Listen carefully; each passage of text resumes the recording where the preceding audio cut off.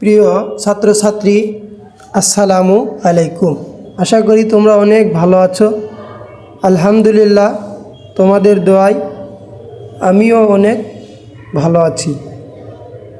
আজকে আমি তোমাদের আইসিটির দ্বিতীয় অধ্যায়ের খুবই গুরুত্বপূর্ণ একটি টপিকস পড়াবো। সেটা হচ্ছে ডেটা কমিউনিকেশন মোড। এই ডেটা কমিউনিকেশন মোড থেকে প্রতি বছরই পরীক্ষায় প্রশ্ন আসতে দেখা যায়।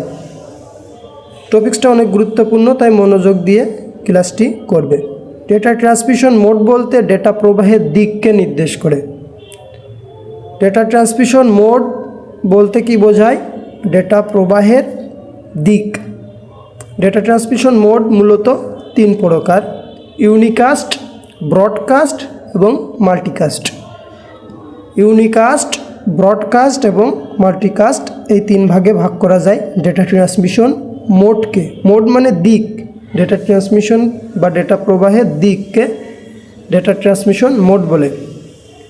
ডেটা ট্রান্সমিশন মোডের মধ্যে অন্যতম ইউনিকাস্ট। ইউনিকাস্টকে আবার তিন ভাগে ভাগ করা যায়: simplex, half duplex, full duplex. Simplex, half duplex, full duplex, এটা হচ্ছে ইউনিকাস্ট মোডের একটি, মানে simplex, half duplex, full duplex মিলে unicast data transmission mode. Data transmission mode মানে কি? ডেটা প্রবাহের দিক, অর্থাৎ ডেটা কোন দিকে প্রবাহিত হবে সেই দিক নির্দেশককে কি বলে? ডেটা ট্রান্সমিশন মোড বলে।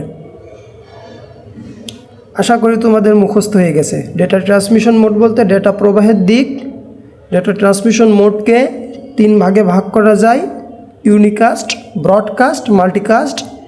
আর ইউনিকাস্টকে তিন ভাগে ভাগ করা যায়: সিমপ্লেক্স, হাফ ডুপ্লেক্স এবং full duplex. Unicast. Unicast data transmission mode এমন একটি মোড প্রেরক থেকে প্রাপকের মধ্যে ডেটা আদান প্রদান করে, অর্থাৎ প্রেরক থেকে প্রাপকের মধ্যে ডেটা আদান প্রদান করাকে ইউনিকাস্ট মোড বলে। ইউনিকাস্ট মোড কি? প্রেরক থেকে প্রাপকের মধ্যে ডেটা আদান প্রদান করাকে ইউনিকাস্ট মোড বলে। মানে একজন সোর্স থাকবে আর একটা ডেস্টিনেশন থাকবে, অর্থাৎ সোর্স এবং ডেস্টিনেশনের মধ্যে ডেটা আদান প্রদান করাকে কি বলে? ইউনিকাস্ট মোড বলে। সিমপ্লেক্স, একই দিকে ডেটা স্থানান্তরিত হলে একই দিকে, অর্থাৎ ডেটা শুধু একদিকেই যাবে।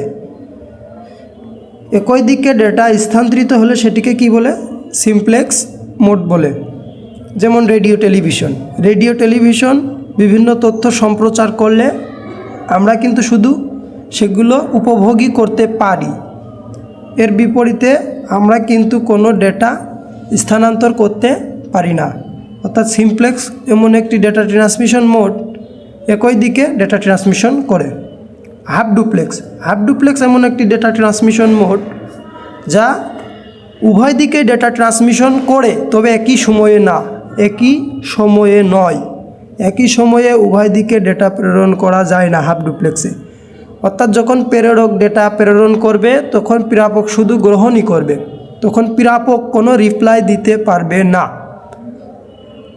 আর প্রাপক এরপর প্রেরকের যখন ডেটা দেওয়া শেষ হয়ে যাবে তখন প্রাপক উল্টা ডেটা দিতে পারবে, অর্থাৎ একই সময়ে ডেটা দিতে পারবে না।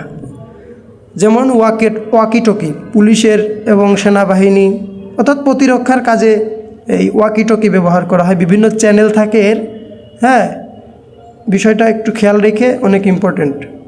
ওয়াকিটকি, হ্যাঁ, হাফ ডুপ্লেক্সের উদাহরণ কি? ওয়াকিটকি। অর্থাৎ ডেটা শুধু একই সাথে দুই দিক থেকে ডেটা আদান প্রদান করা সম্ভব নয়। ডেটা দুই দিক থেকে আদান প্রদান হবে, একজনের শেষ হলে আর একজন ডেটা আদান প্রদান করতে পারবে। আশা করি বুঝতে পেরেছ। এরপর আছে ফুল ডুপ্লেক্স। ফুল ডুপ্লেক্স হচ্ছে একই সাথে একই সময়ে উভয় দিক থেকে ডেটা আদান প্রদান করার মাধ্যম। একই সাথে একই সময়ে উভয় দিক থেকে, অর্থাৎ প্রেরকও ডাটা পাঠাতে পারবে, প্রাপকও ডাটা পাঠাতে পারবে। যেমন mobile phone, telephone, internet. Mobile ফোনে আমরা যখন কথা বলি এক পাশ থেকে বললে অন্য পাশ থেকেও বলা যায়, অর্থাৎ একই সাথে দুইজন যোগাযোগ করা যায়। একই সাথে একই সময়ে উভয় দিক থেকে ডেটা আদান প্রদান করার মাধ্যমে হচ্ছে ফুল ডুপ্লেক্স। ফুল ডুপ্লেক্স কি? একই সাথে একই সময়ে উভয় দিক থেকে ডেটা আদান প্রদান করার একটা মাধ্যম। এর উদাহরণ কি? Mobile phone, telephone, internet. Mobile phone, telephone, internet মুখস্থ করে ফেলবা।